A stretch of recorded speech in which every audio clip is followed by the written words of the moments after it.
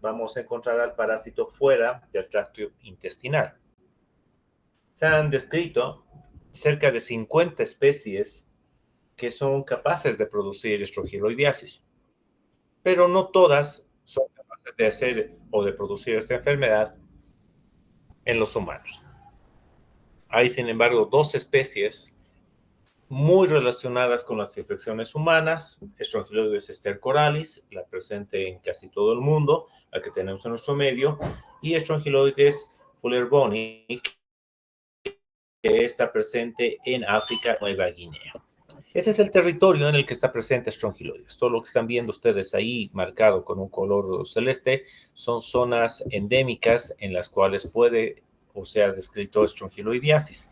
Verán que en la parte de Europa, en la parte de Euroasia, hay pequeños focos en las zonas tropicales, pero todo lo que está entre el trópico de Cáncer y de Capricornio, es decir, esta línea roja de aquí y esta otra que está acá, que es la zona tropical de temperatura más estable, tenemos la presencia de este parásito en todo el continente africano, Indonesia, la India, Australia y casi todo lo que es la parte del continente americano en su porción sur. Así que este es un parásito altamente distribuido. La siguiente tabla muestra un poquito los datos sobre la prevalencia de esta enfermedad.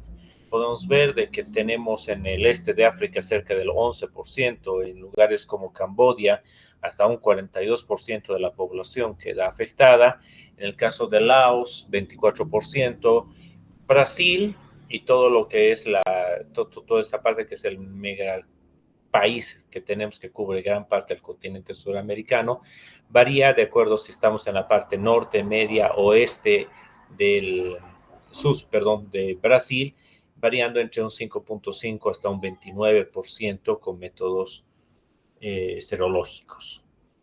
En el resto de Sudamérica y otros países, la seroprevalencia en los lugares, sobre todo rurales, varía cerca de un 26%. Hay que aclarar de que todos estos datos no son en las ciudades capitales o en las ciudades intermedias, sino son datos principalmente en población rural dispersa que vive en estos países.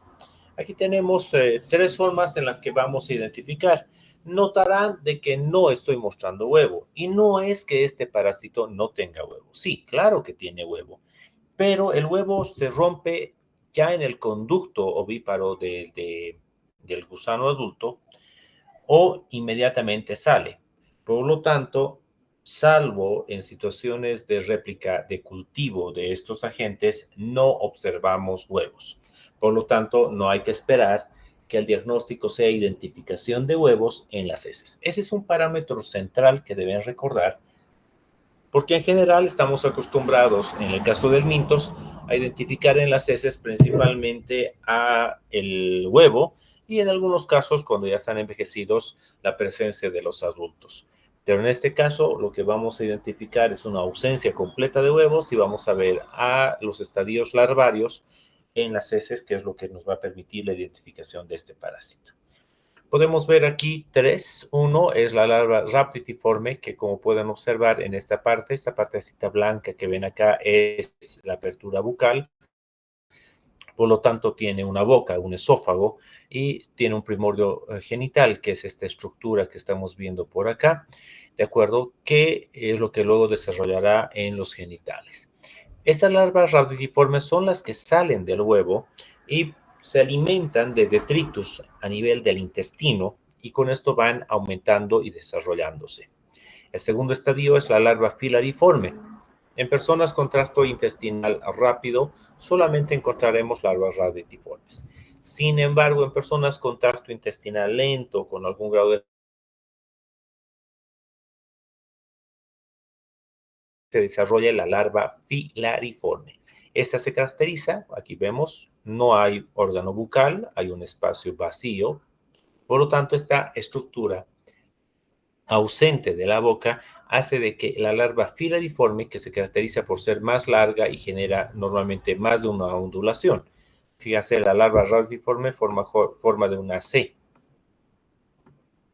no completa 2 vueltas. En cambio, la filariforme es más larga y puede completar al menos 2 vueltas, hasta 3 vueltas. Esas larvas filariformes tienen como único objetivo poder infectar a otro ser humano o a otro mamífero, ¿sí? Y vemos aquí el tema del adulto. Los adultos son mucho más largos, pueden ver 1, 2, 3 o más curvas y tienen evidentemente un órgano bucal, ¿sí? Y estas dos que están viendo aquí son hembras. Y es que en el intestino del hombre vamos a encontrar básicamente solamente las estructuras en forma de femenina, no hay machos. Luego hablaremos un poco de eso. Este es el ciclo de vida y este agente tiene no uno, ni siquiera dos, tiene 3 ciclos de vida probables que puede utilizar y utiliza cualquiera de los 3.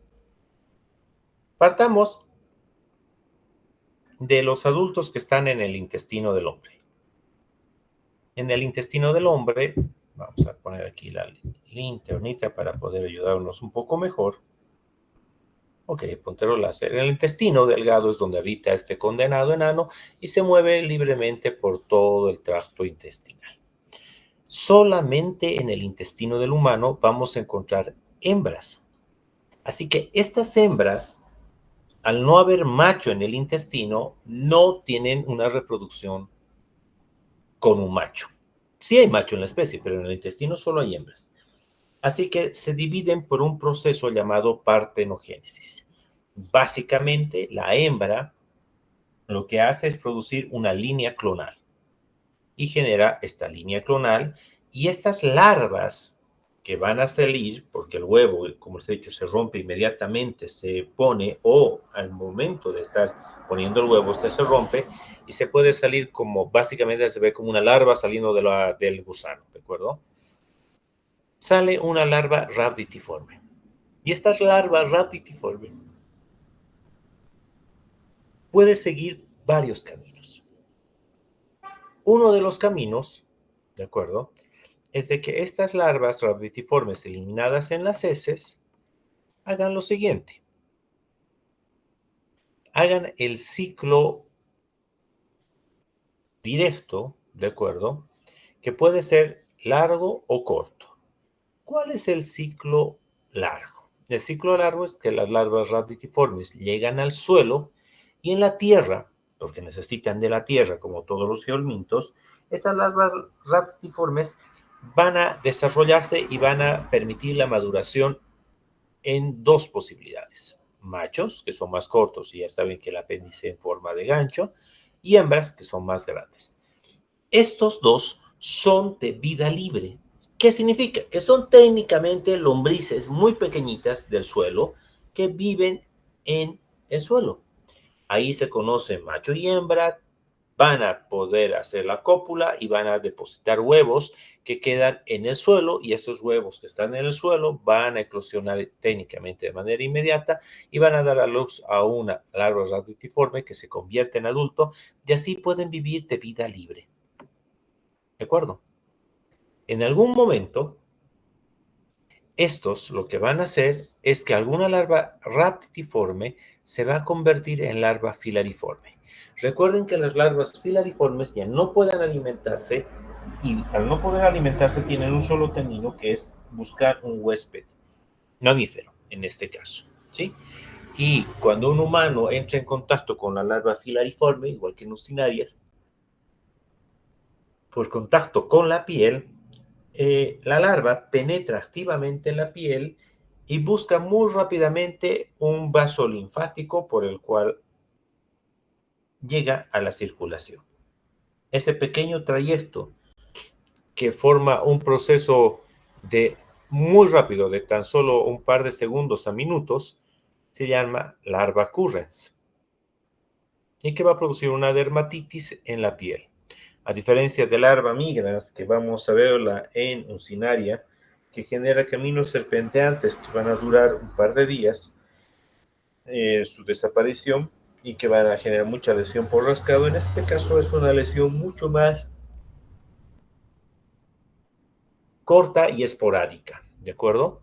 Así que esta larva filariforme ingresa y una vez que ingresa llega por vía linfática hasta el lado derecho del corazón, pasa a los pulmones donde va a generar un síndrome de Loeffler. Aquí se desarrolla, aumenta de tamaño, va a migrar activamente por la tráquea hacia el esófago y es ingerida por el esófago y llega finalmente a la parte intestinal donde terminará convirtiéndose en su forma adulta. Todas las larvas filariformes que ingresan al cuerpo humano van a dar como producto o resultado a una hembra adulta en el intestino. Y esta hembra adulta deposita el huevo. Este es el ciclo, ¿de acuerdo? Que es una de las opciones, es uno de los ciclos. Este es un ciclo largo, ¿de acuerdo? Y también puede ocurrir un ciclo corto. Volvemos a empezar. Sale la larva radiotiforme en las heces, llega al suelo, pero esta, en vez de convertirse en macho o hembra, se convierte directamente en una larva filariforme esperando infectar a otra persona. Como verán, esto genera un ciclo corto, ¿sí? Ahora, en algunos casos, lo que ocurre es que cuando el tracto intestinal es lento, suficientemente lento, dura más de un día, 2, 3 días. Hay personas que entran al baño hasta cada tercer o cuarto día. Cuando el tracto intestinal es lento, esta larva tiene tiempo suficiente para que en el intestino termine convirtiéndose en una larva filariforme. Y esta larva filariforme, cuando llega a estar en contacto con la piel perianal, ¿sí? Cuando estamos en el proceso de defecación, cuando está en esa última etapa, es capaz de penetrar directamente por la piel. Así que no llega a caer en el suelo y va a generar un ciclo de autoinfección. ¿De acuerdo? En este ciclo de autoinfección, entonces la larva radiotiforme se convierte en el intestino en larva filariforme que atraviesa por la región perianal y al entrar hace lo mismo, llega a síndrome de Loeffler, es deglutida y genera una hembra que vamos a entrar en ese mismo proceso, generando un ciclo de autoinfección. Este proceso de ciclo de autoinfección permite algo que es único en este gusano, y es que puede estar acompañado de una persona de por vida.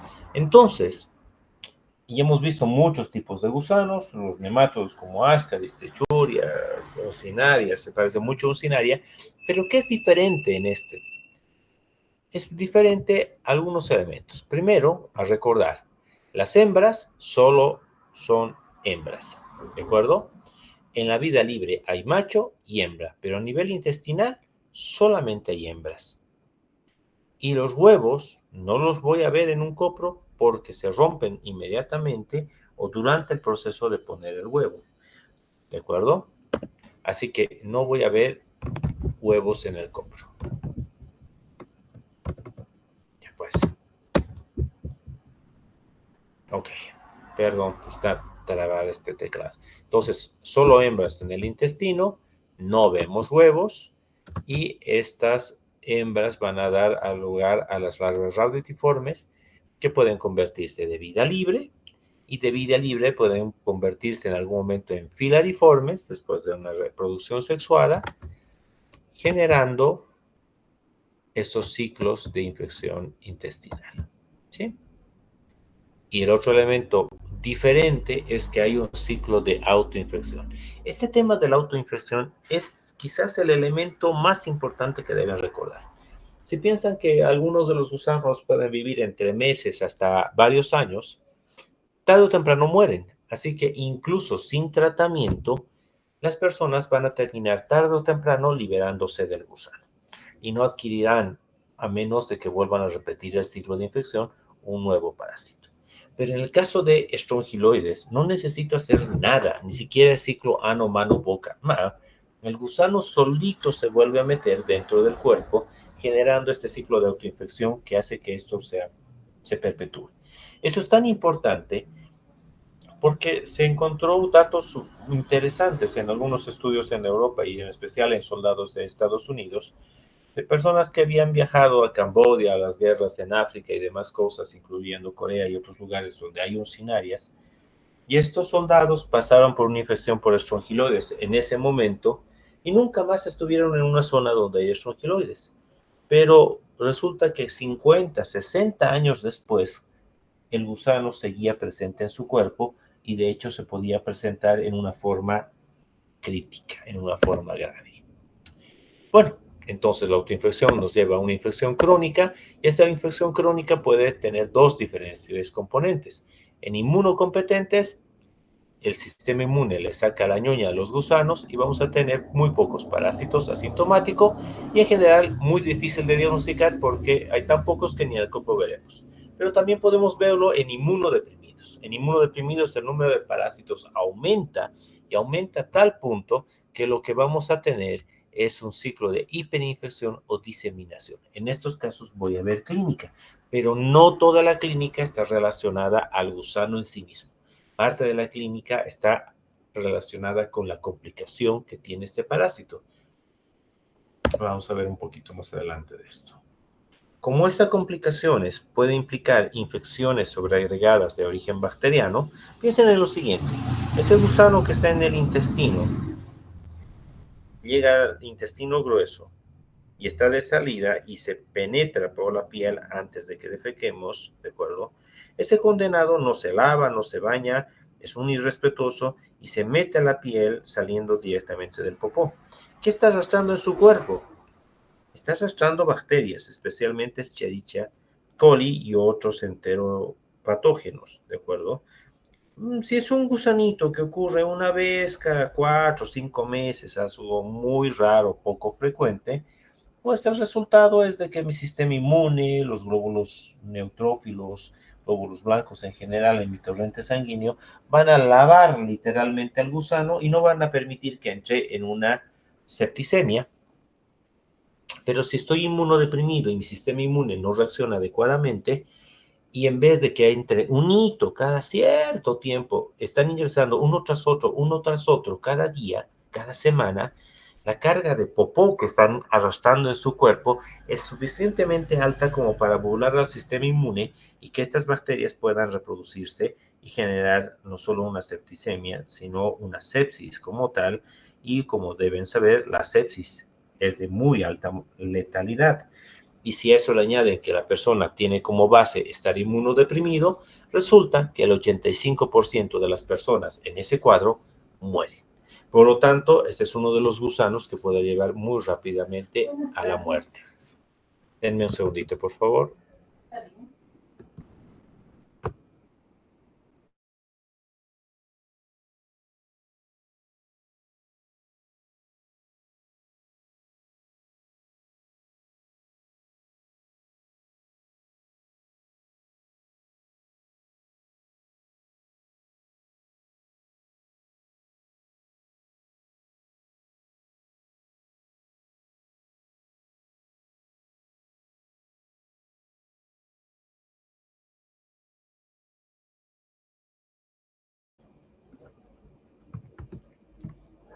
Entonces, continuamos. Así que la forma crónica en una persona inmunodeprimida puede llevar a hiperinfección y diseminación y esto a la muerte.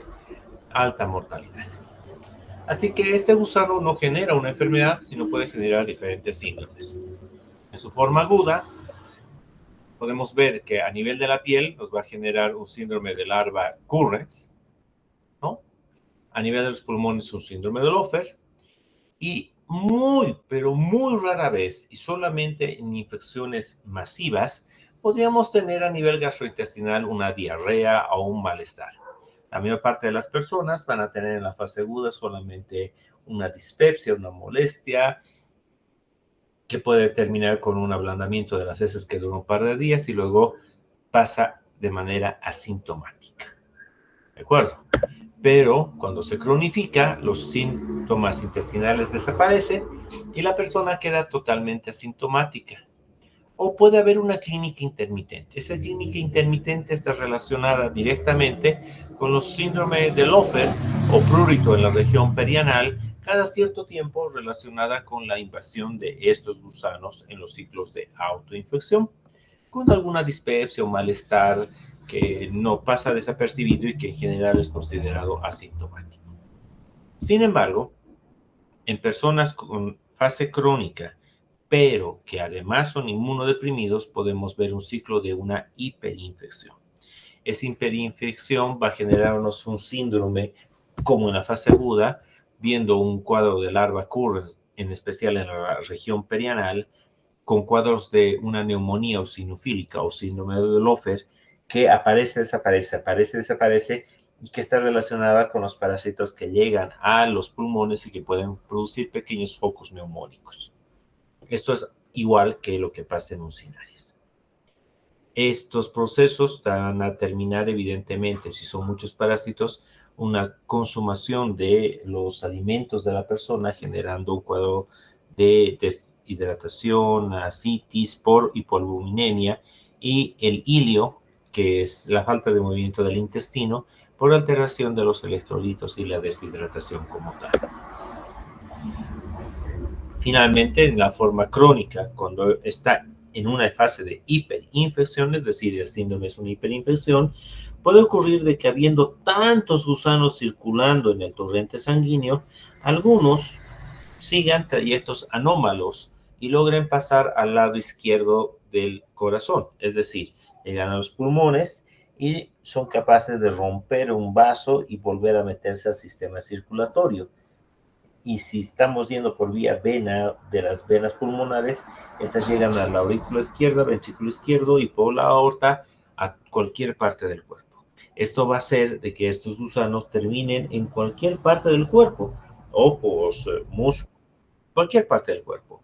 Pero con mucha frecuencia lo que nos va a interesar o clínicamente va a ser distinguible es cuando llegan a nivel de las meninges, porque cuando llegan a nivel del encéfalo de las meninges producen una infección en este nivel que va a generar una meningoencefalitis o una meningitis, y su diseminación en diferentes partes del cuerpo producen una sepsis. Así, en la forma diseminada, estamos hablando de la presencia de gusanos fuera del tracto digestivo y del circuito habitual por los pulmones. Así deben pensar en la estrogiroidiasis como una especie de bomba de tiempo. En general, esta bomba de tiempo, esta bomba ranada, ¿de acuerdo? No es importante ni es relevante mientras el número de parásitos sea pequeño, y el número de parásitos será pequeño mientras el sistema inmune esté completo. Entonces, ¿en quiénes debo tener cuidado? En todas las personas con inmunosupresión, porque ellos pueden hacer un ciclo de hiperinfección, tanto en una fase aguda o crónica. ¿Y cuáles son los factores o las entidades que están relacionadas con este ciclo de hiperinfección?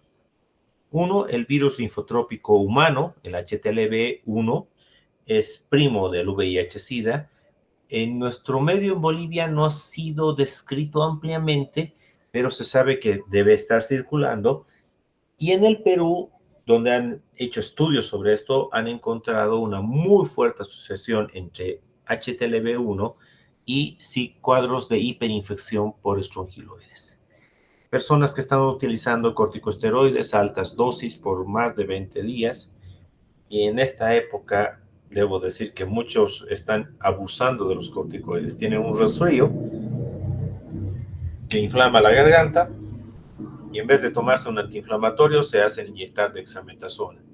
Como no les va a curar la dexametasona, sino les baja ligeramente las defensas, el cuadro mejora la inflamación, pero el cuadro continúa por más tiempo. ¿Y qué se hacen? Inyectar penicilina con dexametasona, 3 dosis, y se están chantando una enorme cantidad de corticoides de manera innecesaria, generando una ligera inmunosupresión.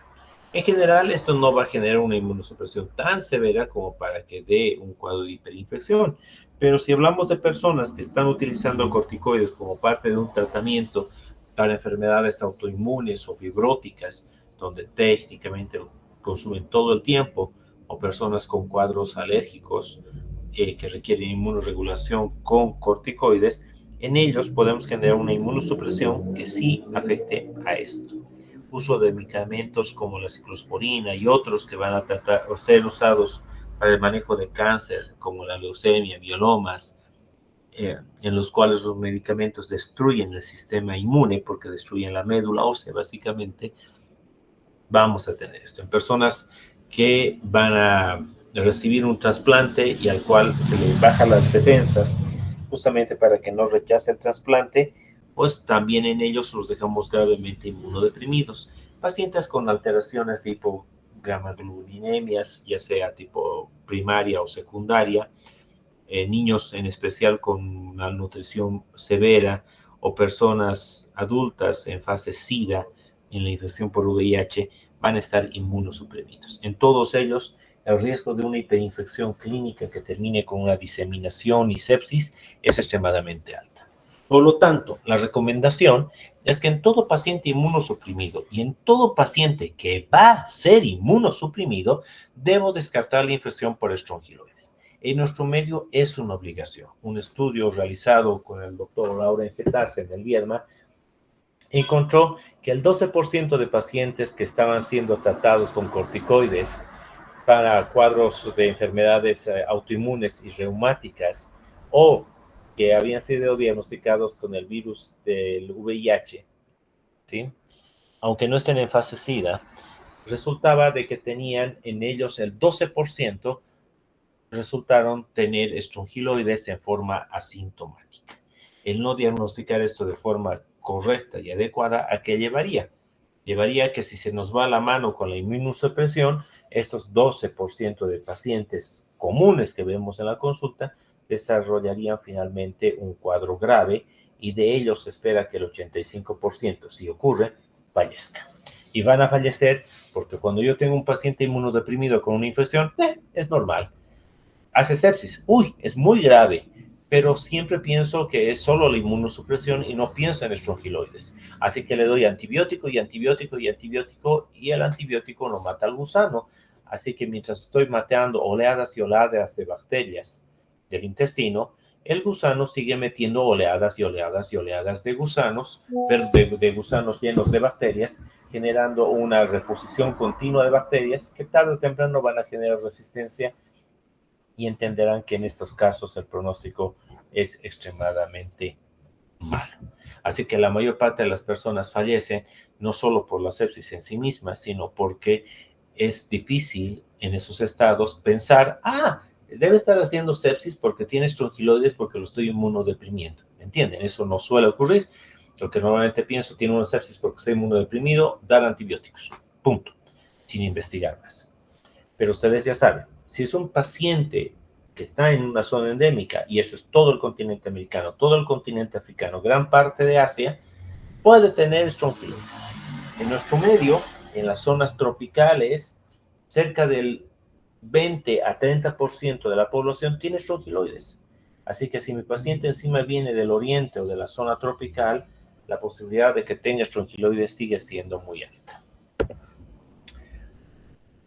El diagnóstico se puede utilizar métodos parasitológicos directos. El copro en sí mismo suele tener una muy baja capacidad diagnóstica, porque recuerden que en la fase crónica sintomática hay pocos de estos gusanos, así que se recomiendan técnicas de concentración como el Flotac, Miniflotac, la técnica de Berman, los coprocultivos en técnica de Aramori, o técnicas de concentración que permiten concentrar a los gusanos por procesos de sedimentación. Y luego tenemos las posibilidades de la serología. La serología es muy sensible, pero tiene el problema de que no tenemos kits comerciales y deben hacerse kits homemade, es decir, hechos en casa. Y esto requiere largos procesos de validación y este tipo de cosas no estamos muy acostumbrados a realizar en los laboratorios locales. Sin embargo, ya se hablaba de sacar algunas líneas y asumo que cuando ustedes ya están ejerciendo ya tendremos líneas comerciales que están diseñadas para detectar estrongiloides, ¿de acuerdo? Que ha demostrado ser muy sensible, pero tiene el problema de que no son tan específicas. ¿Y esto por qué? Porque podría ocurrir que una persona tuvo estrongiloides, sobre todo ahora que mucha gente ha sido tratada con ivermectina por el tema del COVID, pudo haber erradicado al gusano, pero sus anticuerpos todavía están en títulos suficientemente altos como para que estas pruebas salgan positivas y darnos falsos positivos. Y finalmente las técnicas de biología molecular como la PCR, el Real-Time PCR o la técnica de LAMP son muy útiles, pero son mucho más caras, exceptuando el LAMP, que es un poco más económica. Sin embargo, no hay suficiente literatura que apruebe su uso de manera ya sistemática. Se ha usado básicamente en estudios.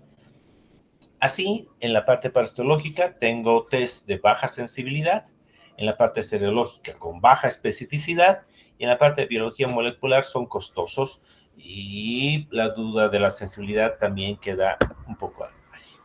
Entonces, ¿cómo se puede hacer el proceso diagnóstico de estrongiloidiasis? Este es un artículo del grupo del profesor Zeno Bisofi, con Dora Bonfrate como principal autora, donde traza un poco de estos casos, y hemos participado en algunos proyectos para tratar de normatizar todo esto. Y lo que tienen aquí es una evaluación de diferentes técnicas, como la técnica de Berman, observación directa, las concentraciones y también las pruebas serológicas, aquí los distintos, sus sensibilidades y sus especificidades. Como pueden ver, las sensibilidades son bastante bajas, la especificidad, sin embargo, es muy alta. En cambio, los test inmunológicos, las sensibilidades son muy buenas, arriba del 90%, hasta el 97, 98% en algún caso, pero la especificidad no es suficientemente alta y deja dudas en el error. En estos casos la pregunta es, entonces, ¿qué es lo que puedo hacer? Y hay varios elementos que deben... perdón, esta diapositiva me muestra las técnicas por biología molecular, las diferentes técnicas. Podemos ver que tienen una especificidad directa, pero la sensibilidad es muy parecida a la sensibilidad que hemos visto en las técnicas de parasitológicas directas por concentración. Entonces, ¿qué es lo que vale hacer? Entre las recomendaciones finales que se genera para países con alta prevalencia es que se pueden utilizar test de ELISA con antígenos recombinantes, en su defecto la técnica de Berman o el cultivo de Arada Mori, y técnicas de sedimentación en tubo. Y si es accesible, PCR, pero hay que ver el tema de costo en estos casos, y esto principalmente en pacientes que serán sometidos a trasplante, porque qué triste sería meter a alguien a un trasplante que le va a costar como unos $10,000 y que muera por un pinche gusano que no fue detectado. Ahí sí tiene sentido la PCR, ¿de acuerdo? Ahora, una sola prueba negativa no descarta completamente la infección. Entonces la pregunta, ¿qué vale la pena hacer o no hacer? Y entre todo esto, debemos considerar algunos aspectos como son los aspectos del tratamiento. Piensa en lo siguiente, la ivermectina, 200 microgramos día en 2 dosis, tiene una eficacia de cerca del 87, digamos 90%. El tiabendazol, dado por 3 días, tiene una efectividad más baja que la ivermectina, y el albendazol muchísimo más baja. Por lo tanto, la ivermectina es el tratamiento ideal. No sé si alguno de ustedes o varios de ustedes han probablemente tomado o han conocido a algún familiar cercano que ha tomado ivermectina durante el tratamiento. Resulta que la ivermectina, incluso a dosis altas, ha mostrado ser muy segura en el consumo para las personas, con muy pocos efectos adversos. Entonces, ante este panorama, ¿qué es lo que vale la pena hacer? Lo que vale la pena hacer es que en un paciente que va a ser sometido a un tratamiento de inmunosupresión o que esté inmunosuprimido, se puede hacer el proceso diagnóstico. Pero incluso si fuera negativo, debo valorar el costo-beneficio. En este caso, voy a ponerlo así, si yo tengo que trasplantar a un paciente, un trasplante de médula ósea por una leucemia, que está gravemente inmunodeprimido, y el paciente no ha vivido toda su vida en el altiplano, sino en algún momento ha ido de paseo a Chapare o ha estado en alguna región endémica, aun cuando la serología salga negativa, el riesgo es extremadamente alto y el costo de darle ivermectina es extremadamente bajo. Así que esa combinación hace que entre tratar y no tratar, mejor tratar. Y chap, con eso hemos terminado y creo que estamos justamente en el tiempo para la clase de hoy. ¿Tienen preguntas, dudas?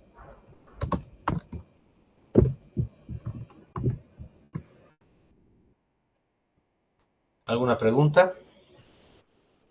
No. Ok, entonces la siguiente clase que tengan conmigo vamos a ir reponiendo el temario que queda pendiente y después de que terminamos el temario del segundo parcial vamos a darnos una semana para reprogramar los 2 temas que quedan pendientes. Si no hay más dudas, conmigo será, si es que no me equivoco, el miércoles. ¿Con quién tienen clases? Si no es conmigo, les deseo un muy buen receso. Si es conmigo, nos vemos el día miércoles. ¿Listo? Tengan muy buenas tardes y buen resto de semana. No.